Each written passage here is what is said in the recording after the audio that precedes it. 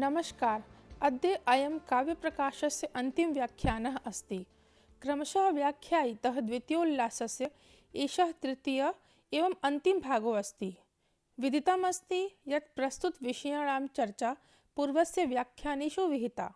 अस्मिन् व्याख्याने अभिधामूलाव्यञ्जनायाः आर्थिव्यञ्जनायाः स्वरूपम् एवं आर्थिव्यञ्जनायाः 10 प्रभेदानि चर्चा भविष्यति।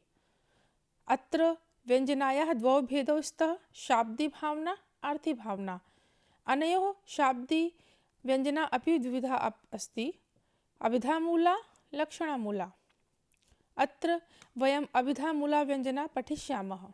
अभिधामूलाव्यञ्जना यत्र अनेकार्थकशब्दः संयोग वियोग आदि द्वारा एकस्मिन् अर्थे नियन्त्रिते अपि यत् वाच्यार्थात् भिन्न कश्चित् अन्य अर्थस्य प्रतीति कारयन्ति तत् अन्य अर्थस्य प्रतीति कारयिता व्यापार व्यञ्जना व्यापारो अस्ति, तदेव अभिधामूलाव्यञ्जना इति कथ्यते। अनेकार्थस्य शब्दस्य वाचकत्वे नियन्त्रिते संयोगाद्यैर्वाच्यार्थधिकृत व्यापृतिरञ्जनम्। मम्मटः येन संयोगादिद्वारा अनेकार्थशब्दः एकस्मिन् अर्थे नियन्त्रिताः भवन्ति एवम् अभिप्रायं बोधयितुं भर्तृहरिकृत वाक्यपदीयात् कारिकाद्वयम् उद्धृतवान्। कारिका अस्ति यत् संयोगो विप्रयोगश्च साहचर्यं विरोधिता, अर्थः प्रकरणं लिङ्गं शब्दस्य अन्यस्य सन्निधिः, सामर्थ्यौचितो देशः कालो व्यक्तिः स्वरादयः शब्दार्थस्यानवच्छेदे विशेषस्मृतिहेतवः। तदनुसारेण संयोगः विप्रयोगः साहचर्यं विरोधिता, अर्थः प्रकरणं लिङ्गम् अन्यशब्दस्य सन्निधिः सामर्थ्यम् औचित्यं देशः कालः व्यक्तिः अर्थात् लिङ्गं तथा स्वरादयः, एते 14 संयोगादयः अनेकार्थशब्दान् एकार्थे नियन्त्रित कृत्वा विवक्षितार्थस्य ज्ञानं कारयन्ति। संयोगः सशङ्खचक्रो हरिः। अत्र शङ्खचक्राभ्यां युक्तः हरिः अस्मिन् उदाहरणे शङ्खचक्राभ्यां सह विष्णोः सम्बन्धत्वात् हरिः शब्दः विष्णोः नियन्त्रितः। यद्यपि हरिशब्दस्य यमः अनिलः इन्द्रः इत्यादयः अनेकाः अर्थाः भवन्ति। विप्रयोगः कः अस्ति? अशङ्खचक्रो हरिः। अस्मिन् उदाहरणे अर्थात् अत्र शङ्खचक्राभ्यां विना हरि अस्मिन् उदाहरणे विप्रयोगत्वात् हरिः शब्दः विष्णोः वाचको अभूत्, यतो हि अशङ्खचक्रयोः वियोगः विष्णुना सहैव सम्भवो अस्ति, अन्येषां सार्धं न। साहचर्यं रामलक्ष्मणौ अस्मिन् उदाहरणे लक्ष्मणस्य साहचर्यात् रामशब्दः दशरथपुत्रस्य वाचको भवति। यद्यपि रामशब्दस्य रामः परशुरामः इत्यादयः अनेकाः अर्थाः भवन्ति। विरोधिता रामार्जुनगतिस्तयोः रामार्जुनयोश्च प्रसिद्धवैरत्वात् रामशब्दः परशुरामार्थे तथा अर्जुनशब्दः कार्तवीर्यम् अर्थे नियन्त्रितो अस्ति। अर्थः स्थाणु भज भवच्छिदे। अत्र भवच्छेदत्वात् स्थाणोः भजनस्य निर्देशो अस्ति। स्थाणुशब्दस्य शिवः वृक्षः इत्यादयः अनेकाः अर्थाः भवन्ति, परन्तु भवच्छेदनाय शिवस्य एवं भजनं भवितुं शक्नोति। अतः स्थाणुशब्दः एकमात्र शिवस्य अर्थे नियन्त्रितः जातः। इदानीं प्रकरणम्। प्रकरणम् अर्थात् कश्चित् राजानां सम्बोधयित्वा कश्चन वदति यत् सर्वं जानाति देवः, अर्थात् देवाः सर्वं जानन्ति। अत्र अनेकार्थक देवशब्दः प्रसङ्गानुसारेण राजार्थे नियन्त्रितो अस्ति। लिङ्गम् अत्र कुपितो मकरध्वजः। मकरध्वजः इति शब्दस्य समुद्रः, कामदेवः, औषधि इत्यादयः अनेकाः अर्थाः भवन्ति, किन्तु कोपलिङ्गचिह्नत्वात् मकरध्वजः शब्दः कामदेवस्य अर्थे नियन्त्रितः जातः। अन्यशब्दस्य सन्निधिः देवस्य पुराराते। अत्र देवशब्दस्य अनेकाः अर्थाः भवन्ति, तथापि पुरायते शब्दस्य समानाधिकरण्यत्वात् शिवार्थे नियन्त्रितः।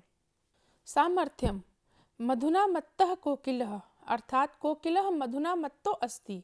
मधुशब्दस्य वसन्तः, मकरन्दः शब्दादि अनेकाः अर्थाः भवन्ति, किन्तु अत्र कोकिलस्य मन्त्रत्वात् अथवा सामर्थ्यं वसन्तजटतौ भवत्वात् मधुशब्दः वसन्तऋत्वर्थे नियन्त्रितः जातः।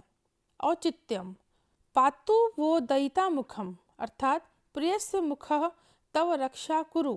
अस्मिन् उदाहरणे मुखशब्दस्य अनेकाः अर्थाः भवन्ति, परन्तु औचित्यात् सामुख्यार्थे नियन्त्रितः जातः, यतोहि कामिन्याः सामुख्यम् एव कामपीडितानां रक्षायां योग्यता अस्ति।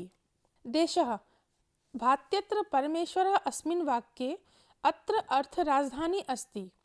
परमेश्वर शब्दस्य अनेकार्थाः भवन्ति, तथापि राजधानीख्य देशविशेष्यत्वात् अत्र राजविशेषार्थे नियन्त्रितः जातः। काल चित्रभानुर्विभाति अत्र अनेकार्थक चित्रभानुशब्दः दिने प्रयुक्ते अपि सूर्यः अर्थः रागौ प्रयुक्ते सति अग्न्यर्थे नियन्त्रितः जातः। व्यक्तिः स्त्रीलिङ्ग पुल्लिङ्गमस्य आधारे अनेकार्थकः शब्दः एकार्थे नियन्त्रितः भवति। यथा मित्रं भाति अस्मिन् उदाहरणे नपुंसकलिङ्गे प्रयुक्तत्वात् मित्रशब्दस्य अर्थः सुहृद् अभूत्। एवञ्च मित्रो भाति अस्मिन् उदाहरणे मित्रशब्दः पुल्लिङ्गे प्रयुक्ते सति सूर्यस्य अर्थं द्योतयति। स्वर आदिः उदात्त अनुदात्तादयः स्वरादयः तथा अभिनयादि स्वरादय अर्थाः सन्ति। स्वरन्तु वेदेषु एव अर्थस्य नियामको भवति, काव्यशास्त्रे न। अतः मम्मटेन अस्य उदाहरणं न प्रस्तुतम्। एवं यदा अनेकार्थकशब्दस्य एकार्थे नियन्त्रिते अन्यस्य अर्थस्य निवारणं भवति, तदा स शब्दः वक्तृबोधव्य वैशिष्ट्य कविकौशलेन वा कतश्चित् अन्य अर्थस्य प्रतीतिः कारयति। इदम् अन्यस्य अर्थस्य प्रतीतिः कारकः अभिव्यापारः न भवितुं शक्नोति, यतोहि यत्र तत्र तु संयोगादिमाध्यमेन वाच्यार्थस्य निर्धारणम् अभवत्। यदि इत्थं वदामः यत् तत् विशेषार्थस्य बोधः लक्षणया भविष्यति, तदा इदमपि भवितुं न शक्नोति, यतोहि मुख्यार्थबाधः मुख्यार्थयोगः तथा रूढिप्रयोजनं रूपहेतु अत्र विद्यमानो नास्ति। तथा लक्षणायां मुख्यार्थबाधित्रयाणाम् उपस्थितिः आवश्यकी भवति। अतः विशेषार्थस्य बोधाय व्यञ्जनाव्यापारो अस्ति, स्वीकारकरणम् आवश्यको अस्ति। इत्थं द्वितीय अध्यायस्य अन्तिमभागे अभिधामूलायाः व्यञ्जनायाः स्वरूपं वर्णिता, यस्यान्तर्गतं संयोगः विप्रयोगः आदयः 14 हेतूनां वर्णनं कृतं। यत् अनेकार्थानां शब्दानाम् एकार्थे नियन्त्रणस्य 14 कारणानि सन्ति। शाब्दिव्यञ्जनायाः शब्दः मुख्यरूपेण व्यञ्जकः भवति, अर्थश्च अस्य सहकारी भवति। एवं प्रकारेण मम्मटेन द्वितीय उल्लासे वाचक लक्षक व्यञ्जकात्मरूपेण त्रिविध प्रकारक शब्दानां तथा च एतेषां शब्दानां त्रिविध अर्थस्य वाच्य लक्ष्य व्यङ्ग्यस्य च वर्णनं कृतं। सहैव एतेषाम् अर्थबोधयित्री त्रिविधा शक्तयः अभिधा लक्षणा व्यञ्जनायाः च प्रतिपादनं कृतम्। एतासु शक्तिषु व्यञ्जना एका व्यापिका शक्तिः वर्तते, यतोहि वाच्य लक्ष्य व्यङ्ग्य रूप त्रिविध अर्थेषु च व्यञ्जकता वर्तमाना भवति। इत्थं द्विप्रकारकं व्यञ्जना, शाब्दिव्यञ्जना, अर्थीव्यञ्जना। एतासु शाब्दिव्यञ्जना द्विधा वर्तते, अभिधामूला, लक्षणामूला। एतां शाब्दिव्यञ्जना एतदर्थं कथ्यते यतोहि एषा शब्दव्यापारः अस्ति तथा शब्दनिष्ठः चास्ति। एषा शब्दनिष्ठव्यञ्जना व्यापारकाव्यस्य उपकारिका वर्तते, अर्थात् अनया एव काव्येषु सौन्दर्यस्य आभासो भवति। अनया माध्यमेन एव काव्येषु विशेषचमत्कारजन्यस्य अर्थस्य आभासो भवति। अतः यः सहृदयान् आनन्दयति। कवेः नवोन्मेषशालिनीं प्रतिभाम् उन्मेषयति। अनया एव काव्येषु कवित्वम् उत्पद्यते। अनया एव आर्थी व्यञ्जना प्रकटीभूता भवति। अस्मिन् तृतीयोल्लासे मम्मटेन आर्थिव्यञ्जनायाः स्वरूपं निरूपयत। एतां वार्तां स स्वयमेव अस्य उल्लासस्य प्रारम्भिकेषु सूत्रेषु कथयति यत् अर्थाः प्रोक्ताः पुरा तेषाम् अर्थाः वाच्यलक्ष्यव्यङ्ग्याः तेषां वाचकलाक्षणिकव्यञ्जकानां। पुनः कथ्यते यत् अर्थव्यञ्जकतयोच्यते आर्थिव्यञ्जनायाः स्वरूपं वक्ता बोधयिता काकु वाक्ये वाच्य अन्यसन्निधि प्रस्ताव देश कालादीनां वैशिष्ट्येन प्रतिभावान् सहृदयान् अन्यार्थस्य प्रतीतिं कारयितुं यो अर्थव्यापारः सा आर्थिव्यञ्जना इति। मम्मटेन कथ्यते वक्तृबोधव्ये काकूनां वाच्यवाचान्यसन्निधेः प्रस्तावदेशकालादेर्वैशिष्ट्यात् प्रतिभाजुषां यो अर्थस्यान्यर्थधिहेतुर्व्यापारो व्यक्तिरेव सा। अतः मम्मटानुसारेण बोद्धव्यार्थः प्रतिपाद्यः, काको अर्थः ध्वनिविकारः, प्रस्ताव अर्थः प्रकरणम्, अर्थस्य अभिप्रायः वाच्यः लक्ष्यः व्यञ्जकः, बोद्धव्यः अर्थात् प्रतिपाद्यः, काकुः अर्थात् ध्वनिर्विकारः, प्रस्तावः अर्थात् कारणम्। तथा सूत्रेषु प्रयुक्तः कालादीनां तात्पर्यो चेष्टादि वर्तते। अनया वक्तृबोधव्यादि विशेषतया सहृदयेषु एकस्य विशेषार्थस्य प्रतीतिः भवति। ध्वनिवादिनः आचार्यः एतां प्रतिमानार्थो इति कथ्यते। अस्य प्रतिमानार्थस्य प्रतीतिं कारयिता व्यापारः आर्थिव्यञ्जना इति। इत्थं वक्तृबोधव्यादीनां वैशिष्ट्येन आर्थिव्यञ्जनायाः 10 प्रभेदानि। आर्थिव्यञ्जनायाः 10 प्रभेदानि वक्तृवैशिष्ट्यं, बोद्धव्यवैशिष्ट्यं, काकुवैशिष्ट्यं, वाक्यवैशिष्ट्यं, वाच्यवैशिष्ट्यं, अन्यसन्निधिवैशिष्ट्यं, प्रस्ताववैशिष्ट्यं, देशवैशिष्ट्यं, कालवैशिष्ट्यं, चेष्टादिवैशिष्ट्यम्। एतेषाम् उदाहरणानि अधोलिखितानि सन्ति। वक्तृवैशिष्ट्यम् उदाहरण: अतिप्रफुल्लं जलकुम्भं गृहीत्वा समागतास्मि सखी त्वरितं श्रमस्वेदसलिलनिःसहा विश्राम्यामि क्षणम्। अत्र वक्तृवैशिष्ट्यस्य व्यङ्ग्यो वर्तते, यतोहि वक्त्री एका कामिनी नायिका वर्तते तथा चौर्यरत इति गोपनीयव्यङ्ग्यो अस्ति। एषा नायिका स्वीयवक्तृवैशिष्ट्येन चौर्येण कृतं रतिं गोपयितुं सख्या कथयति यत् अहं जलेन पूरितः एतावत् महान् घटकुम्भं नीत्वा शीघ्रं शीघ्रं धावन् आगच्छन् अस्मि। अस्मात् श्रान्तात् स्वेदं निःश्वासं च जायते। अनेन प्रकारेण सा व्याजमाध्यमेन स्वचौर्यरतं निलीयते। बोद्धव्यवैशिष्ट्यं बोद्धव्यस्य अभिप्रायः अस्ति प्रतिपाद्यः, अर्थात् यस्य बोधनार्थः उक्तम् अस्ति। श्लोको अयं बोद्धव्यवैशिष्ट्यस्य उदाहरणम् अस्ति। औननिद्रं दौर्बल्यं चिन्तालसत्वं सनिःश्वसितं मम मन्दभागिन्याः कृते सखी त्वाम् अपि अहः परिभवति। अस्मिन् उद्धृते श्लोके बोद्धा विशेषता कारणात् व्यङ्ग्यार्थस्य प्रतीतिर्भवति। तत्र बोद्धव्यवैशिष्ट्ये आर्थिव्यञ्जना भवति। अत्र बोद्धव्या कोऽपि दूती अस्ति यस्याः दुश्चेष्टा पूर्वमेव ज्ञातम् अस्ति।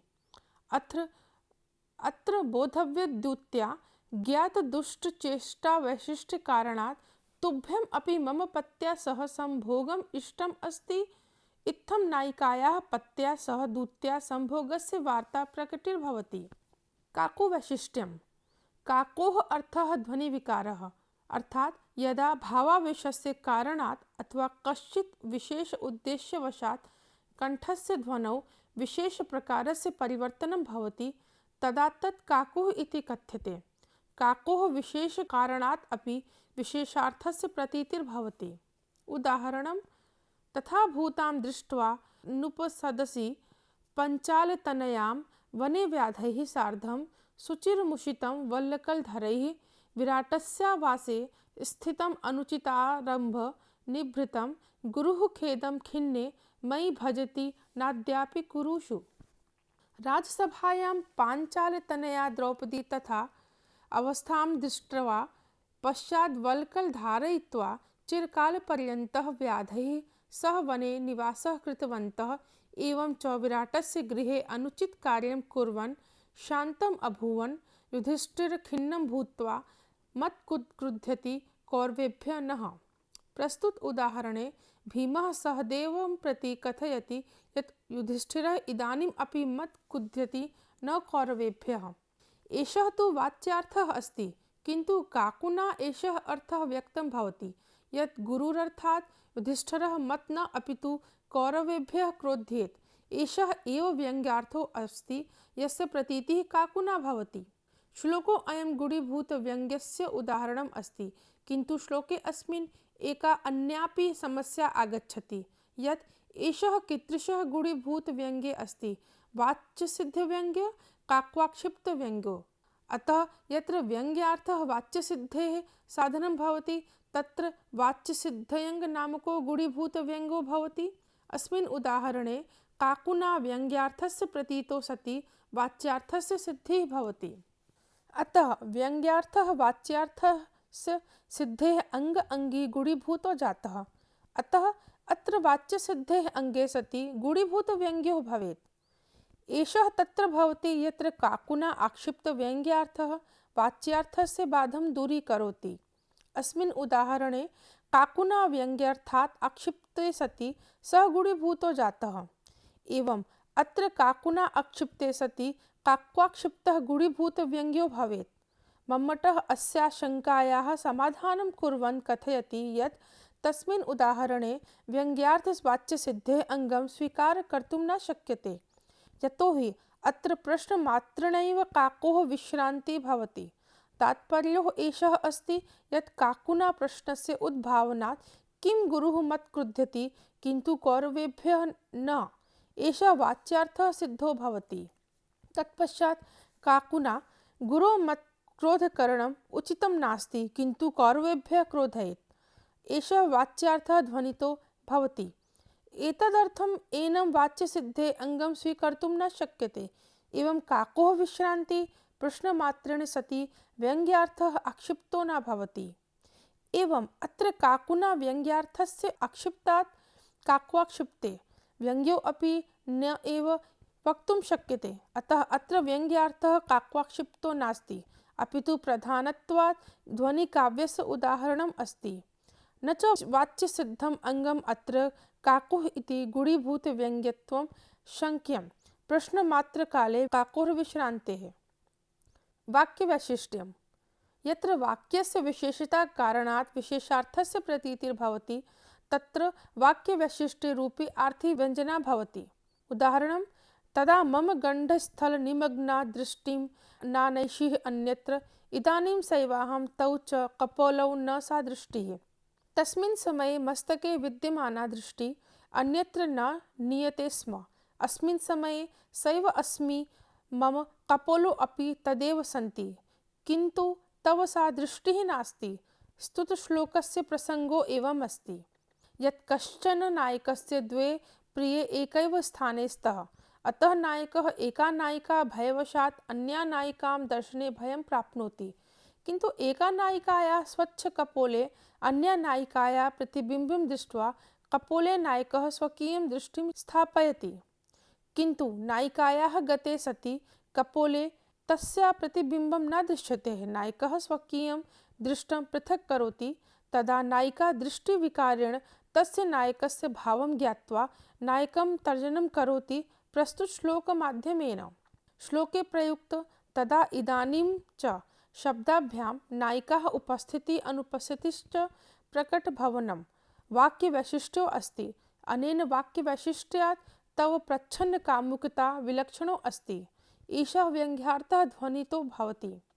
मम्मटस्य शब्दे अत्र मत्सखीं कपोलप्रतिबिम्बितं पश्यस्ते दृष्टिस्यन्वाभूत चलियातु तस्याम् अन्यैव जातीत्यहो प्रच्छन्नकामुकत्व ते इति व्यज्यते। वाच्यवैशिष्ट्यम्। अत्र वाच्यार्थस्य विशेषत्वात् विशेषार्थस्य व्यङ्ग्यार्थस्य प्रतीतिर्भवति।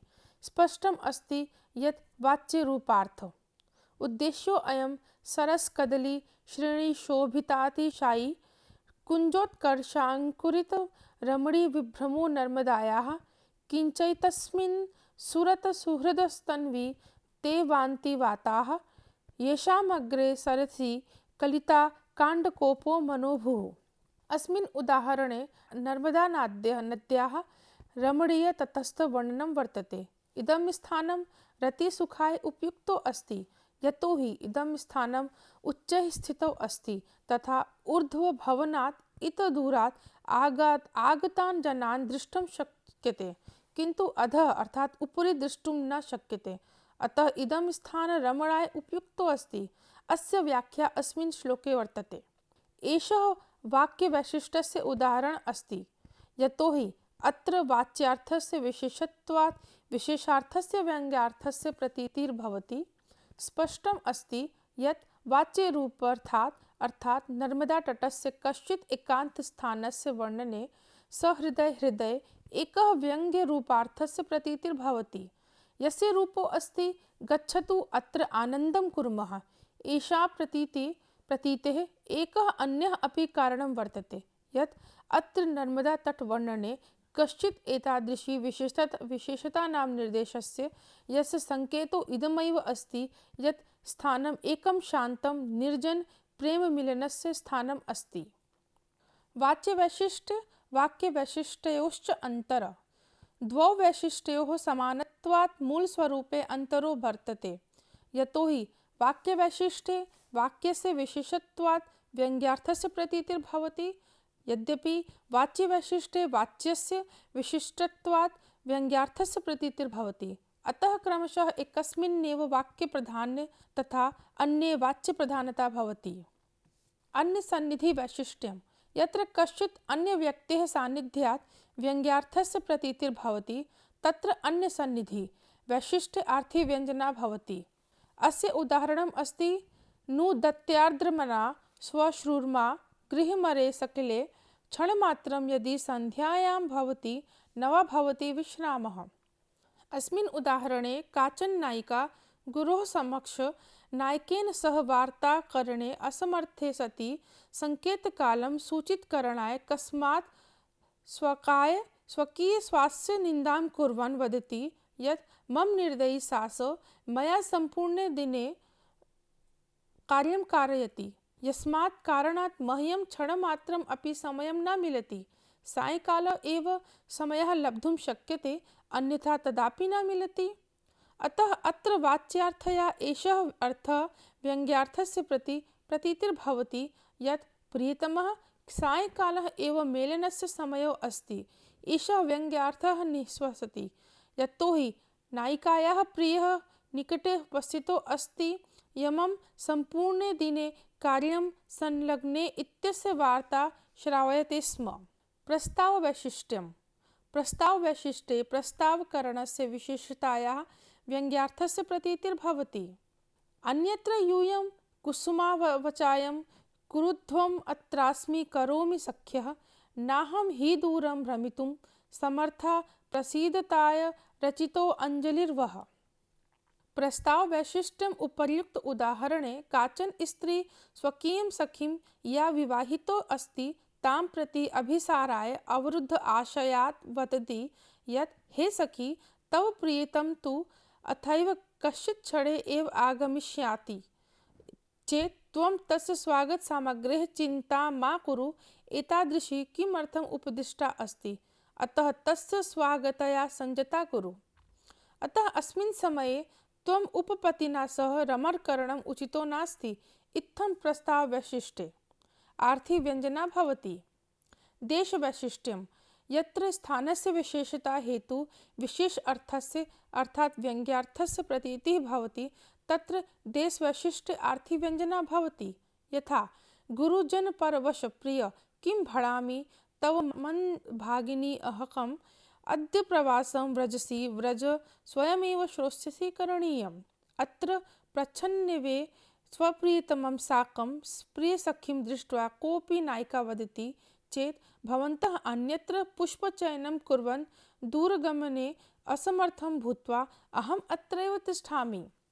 अस्मिन् उदाहरणे नायिकायाः कथनस्य तात्पर्यम् अस्ति यत् सर्वे जनाः यदि अन्यत्र गमिष्यन्ति तर्हि स्थानं निर्जनं भविष्यति, येन स्वप्रियेण साकं रमणं सम्भवं भविष्यति। अत्र देशवैशिष्ट्येन ध्वनितं भवति यत् प्रच्छन्नकामुकं रमणाय प्रेषय इति व्यङ्ग्यः। अस्मिन् प्रसङ्गे कोऽपि नायिका परदेशं गन्तुम् उद्धृतं स्वप्रियेण कथयति, हे प्राण, वसन्तस्य रमणीय अवसरे भवान् गच्छति तर्हि भवतः अनुपस्थितेः अहं प्राणधारणे असमर्थं भविष्यामि। भवतः किं दशा भविष्यति न जानामि अहम्। अत्र व्यङ्ग्यार्थः ध्वनितः भवति। चेष्टादिवैशिष्ट्यं चेष्टायाः कारणात् व्यङ्ग्यार्थस्य प्रतीतिः भवति। तत्र चेष्टावैशिष्ट्यम् अर्थीभावना। यथा द्वारोपान्तनिरन्तरे मयि तत्तया सौन्दर्यसारश्रिया प्रोल्लासयोर्युगं परस्परसमासक्तं समासात्सादितम् आनीतं पुरुतः शिरोंशुकमधः क्षिप्ते चले लोचने वाचस्तत्र निवारितं प्रसरणं संकोचिते दोर्लते। अस्मिन् प्रसङ्गे कोऽपि युवकः कस्मिन् नायिकायाः कामचेष्टाविषये स्वमित्रं प्रति कथयति यत् कामचेष्टायां स्वजङ्घां प्रसार्य पुनः मेलनम्, अवघुटनं, गात्रविक्षेपादि, नेत्रनिमज्जनादि क्रियाः भवन्ति। अत्र चेष्टामाध्यमेन नायिकायाः प्रच्छन्न कान्ताविषयम् अभिप्रायविशेषः व्यङ्ग्यो भवति। अत एव अत्र चेष्टावैशिष्ट्य अर्थीभावव्यञ्जना अस्ति। उपर्युक्तमाध्यमेन अर्थव्यञ्जकतायाः दशभेदाः भवन्ति। आर्थिव्यञ्जनायाः निरूपणानन्तरं मम्मटः इदमपि स्पष्टम् अकरोत् यथैव शाब्दिव्यञ्जनायां शब्दस्य व्यञ्जकता अर्थस्य अपेक्षां करोति तथैव आर्थिव्यञ्जनायाः शब्दस्य अपेक्षा भवति। अर्थस्य व्यञ्जकतायां शब्दस्य सहकारी उपस्थितिः व्यञ्जनायाः मूलभूतसिद्धान्तः अस्ति। उक्तं मम्मटेन शब्दप्रमाणेद्यो अर्थो व्यनक्त्यर्थ्यान्तरं यतः अर्थस्य व्यञ्जकत्वे तच्छब्दस्य सहकारिता। इत्थं प्रकारेण अर्थव्यञ्जकता स्वरूपनिर्णयानां तृतीयः उल्लासः सम्पन्नः भवति काव्यप्रकाशस्य। एवं प्रकारेण अस्मिन् अध्याये वक्ता बोधयिता काकुवैशिष्ट्य आदीनां 10 प्रभेदानाम् आधारेण आर्थिव्यञ्जनायाः परीक्षा कृता अस्ति।